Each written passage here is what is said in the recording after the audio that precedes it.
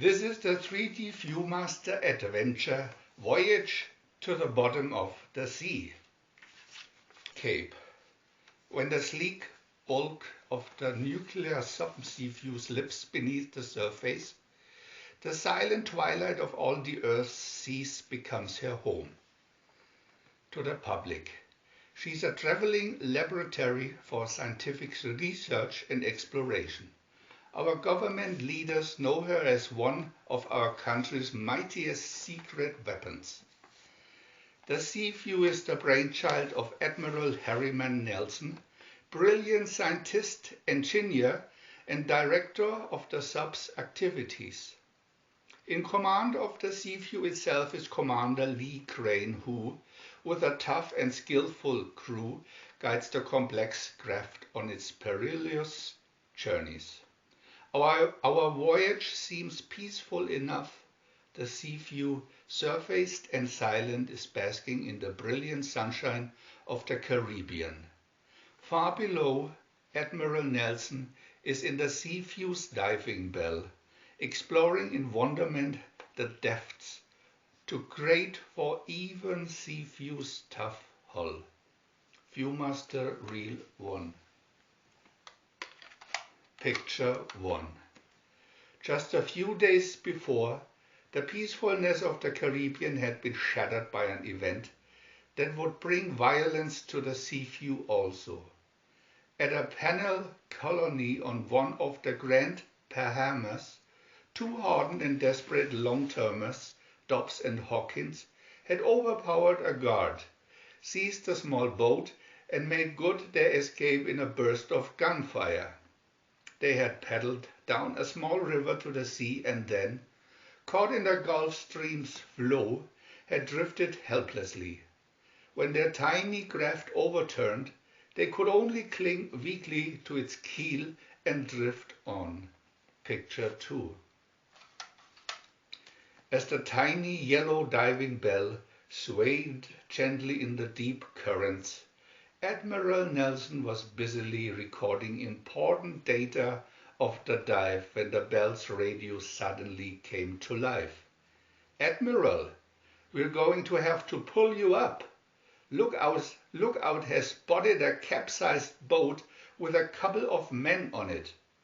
We'll have to get underway to pick them up." The two limp figures were quickly hauled aboard the Sea View, and a visit from the ship's doctor plus a welcomed meal soon had them on their feet. Dobbs was the pair's spokesman. "We're business associates," he said. "We were vacationing in Miami, went out on a little fishing trip in the boat, rode a little too far, I guess couldn't get back."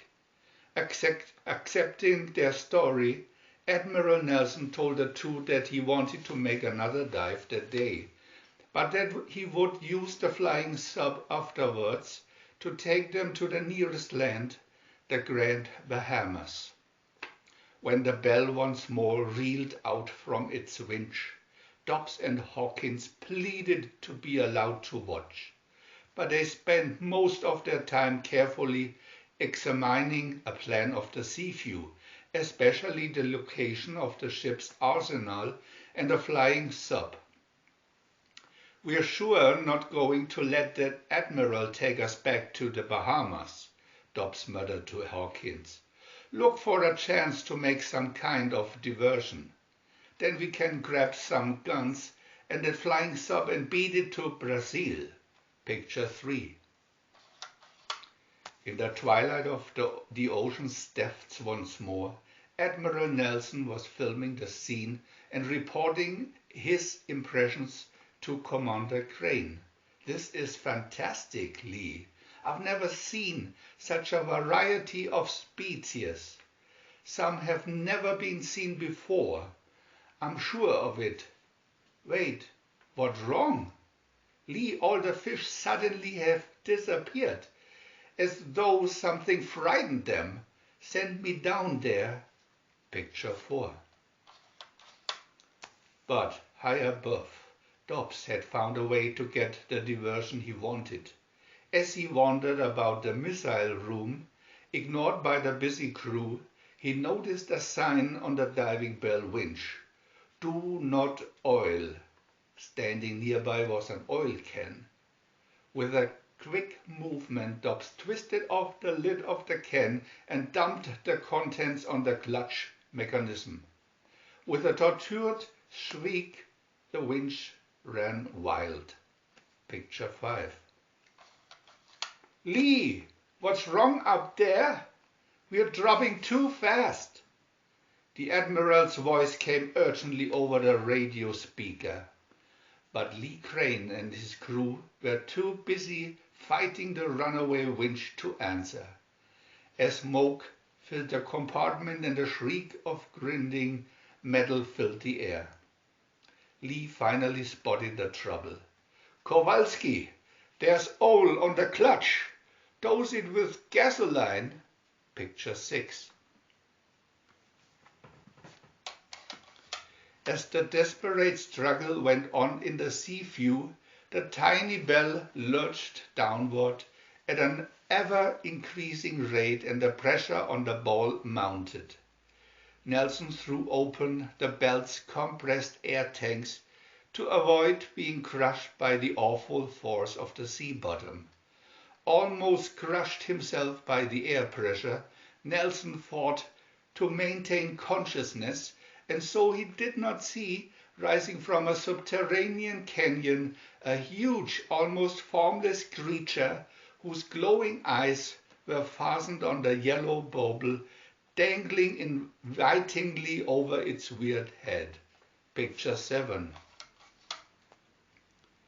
With a dying scream of protest, the gasoline-soaked clutch finally caught, and the diving bell jerked to a stop. "Admiral, Admiral, are you all right?"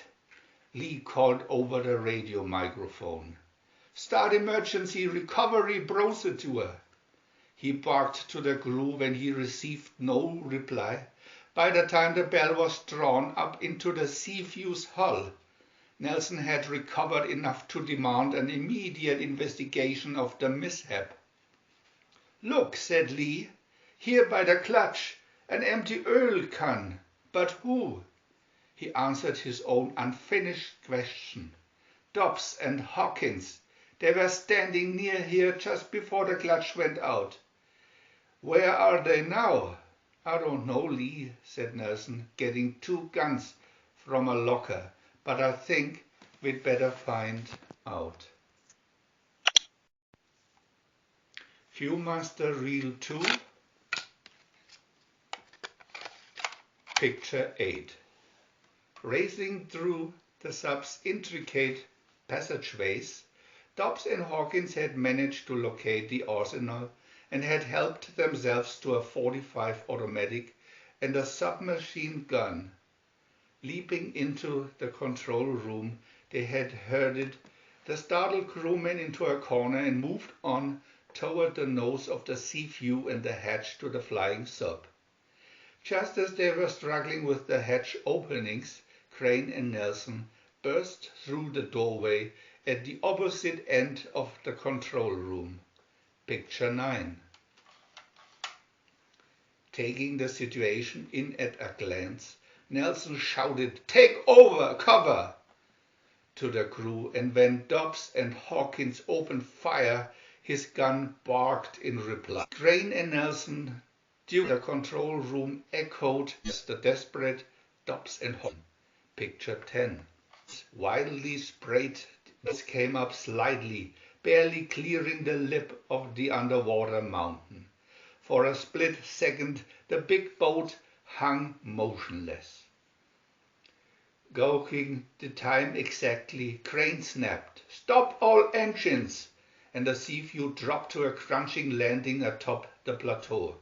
For a moment, the big submarine was eerily silent as each man paused to draw a deep breath after their narrow escape. Then the well-disciplined crew leaped back to the task of putting the Seaview back into running shape again. Picture 13. when Crane and Nelson went forward to the submarine's glassed-in nose to evaluate their precarious position, they saw, just above them, the flying sub, flitting erratically through the water. "It's Dobbs and Hawkins," Nelson said. "They're out of control. Give me that microphone." "Dobbs," he shouted into the radio, "let up on your rudder. Do you hear me, Dobbs?" But in the flying sub, Dobbs only snorted at the radioed advice. Clutching the controls, he shouted to Hawkins, "He ain't going to trick me. Shut that radio off." Picture 14. But Dobbs' frantic efforts only caused the flying sub to behave even more erratically. As he fought the controls, the flying sub whipped into a tight turn and then suddenly flipped onto its back and fell into a spinning dive. As it whirled deeper and deeper into the darkening waters, two dully glowing eyes turned upward to follow its descent. As it neared the bottom, a shadowy form rose from the deeper shadows at the base of the seamount. A seaweed-like tentacle groped out and plucked the falling craft from its path like a child might grasp a leaf.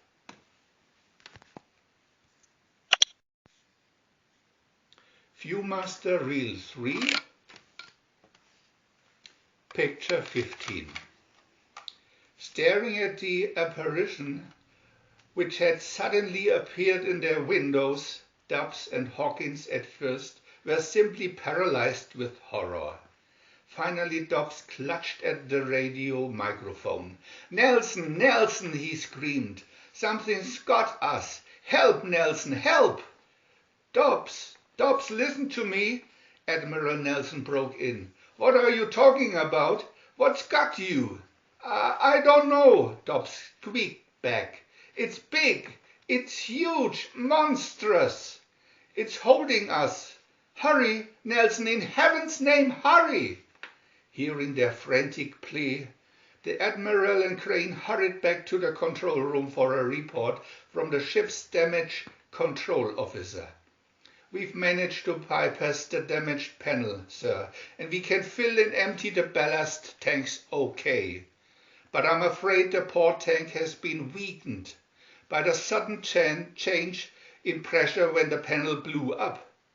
"We'll have to take a chance on it, Lee," snapped Nelson. "We've got to get those men." Easing slowly off the plateau, the Sea-View dropped downward. Peering through the nose windows, Crane and Nelson caught their first glimpse of the creature, who was fondling the flying sub like a toy. "Admiral," gasped Crane, "what is it?" "I don't know, Lee," Nelson said, "but we'd better try to subdue it with our laser beam." As the Sea-View steadied on its weird target, a bright beam flashed out and a huge thing gasped, staggered and fell, dropping the flying sub. Picture 16. "We're in luck, Lee," said Admiral Nelson. "It landed right side up. Prepare for recovery." The yawning doors under the Sea-View's bow opened and the big sub hovered over the smaller, crippled vessel while the automatic recovery mechanism scooped it up. "Put an armed guard over the flying sub hatch," Crane ordered, "and let's get out of here. That creature was only stunned. It's steering again." Moving with agonizing slowness because of its damaged ballast tank, the Sea-View began to rise toward the surface. As compressed air replaced ballast water in the tanks, the depth indicators showed more and more ocean under her keel, and the Sea-View's crew began to breathe once more. But suddenly there came a grinding crash of crumbling metal, and the thunder of rush. Tank had collapsed, sinking. Picture 7. And so, once again, all engines back emergency. Commander Crane called over the intercom. But with all her power turning the ocean to a bubbling froth, the mighty Sea-View was still in the creature's grasp. It effortlessly held the big sub, turning it slowly from side to side to examine it like a boy with a new toy. Picture 19. Inside the sub, the men tumbled about like rag dolls in a shaken box. Commander Crane somehow scrambled over sprawled figures in the tilting passageways to the forward missile room. "Admiral," he gasped, "I've tried to break loose with full power. It's no use." "Go back to the control room, Lee," the Admiral ordered. "We'll have to try to blast loose. The next time we roll toward the creature, I'll fire a missile into it. I'll put a time delay on the detonator. Maybe we can make it to the shore face before it explodes. It's our only chance. When you hear the missile go, give her everything she's got." As the Sea-View was roughly turned once more, Admiral Nelson clung grimly to the missile controls. When the big craft lay almost on her side, he punched the fire button. Sea-View shuddered as the missile was ejected with a thump. From outside there came a muffled, watery cry, and then Sea-View floated free. Picture 20. "Engine room," Crane cried. "Port engine, back emergency. Starboard engine ahead flank." Twisting violently away from the creature, the lightened Sea-View struggled upward with painful slowness. All hands braced themselves for the missile's blast. Then it came, like a mighty hammer crashing in the hull, hurling the submarine toward the surface with a violent thrust. Picture 21. Once again on the calm surface of the Caribbean, Admiral Nelson and Commander Crane checked damage reports as the Sea-View limped back to base for repairs. "She's quite a boat, Admiral," Lee reported. "Aside from the collapsed tank, all damage is pretty minor, and Dobbs and Hawkins are under guard in the brig. They were a pretty subdued pair when we took them out of the flying sub. I was just thinking about those two," said Nelson, "and that creature. They have no more regard for human life than I did." "That's right," Crane agreed, "and the tragedy is that Dobbs and Hawkins might have been something else. The creature never had a chance." "Who knows?" Admiral Nelson mused. "Maybe Dobbs and Hawkins didn't either."